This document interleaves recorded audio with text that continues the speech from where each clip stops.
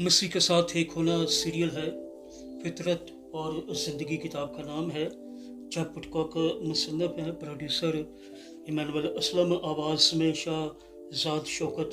और यहाँ पर सफ़ा नंबर 75 देख रहे हैं, 75। और ये द ब्रेड या this is the remaining part of the bread, रोटी का बकिया हिस्सा। आइए देखते हैं। यीशु ज़िंदगी की रोटी है। इस इबारत में यीशु मन को ज़ाहिर करता है जो इसराइलियों के बियाबान में खाया या इसराइलियों ने बियाबान में खाया। यीशु कह रहा है, मैं हूँ वो ज़िंदगी की रोटी जो आसमान से उतरी। उसकी तकमील जिसको मन पेश करता है। मन अक्स और अलामत है, यीशु असल और हकीकत है। चुनाचे मन के मुतल्लक पुराने अहदनामा की अपारत मसीह बतौर आसमानी रोटी पर क्या रोशनी डालती है। वाह वंडरफुल। आइए देखते हैं। वो खुदा के फजल की नेमत है और हमारी रसद का जरिया है। इसलिए हमें अपने जिंदा रहने के लिए यीशु की ज़रूरत है। अगर हम रूहानी तौर पर जीना चाहते हैं तो हमें ज़रूर यीशु को हासिल करना है। वही हमारी रोटी है। मन की तरह यीशु खुदा के जलाल का ज़हूर है, और जिस तरह हर रोज़ ताज़ा मन उतरता था, उसी तरह हमें भी हर रोज़ यीशु की ज़रूरत है।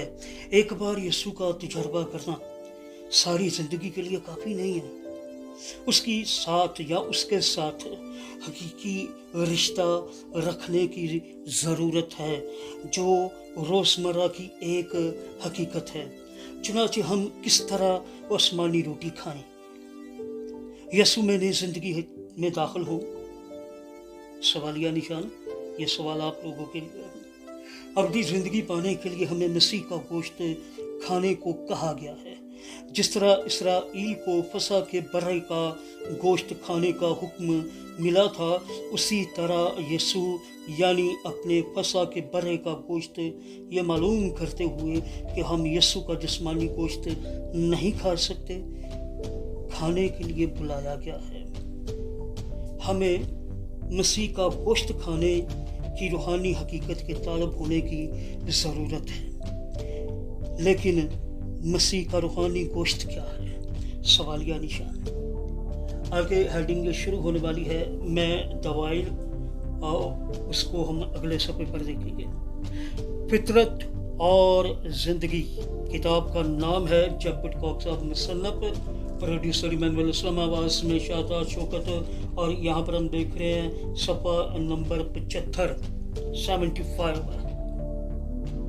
75 होता है। अगर हो गया थोड़ा सा तो माफ कीजिएगा।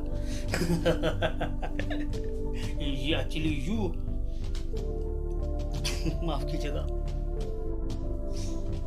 यार। You mark me, you mark finger for me.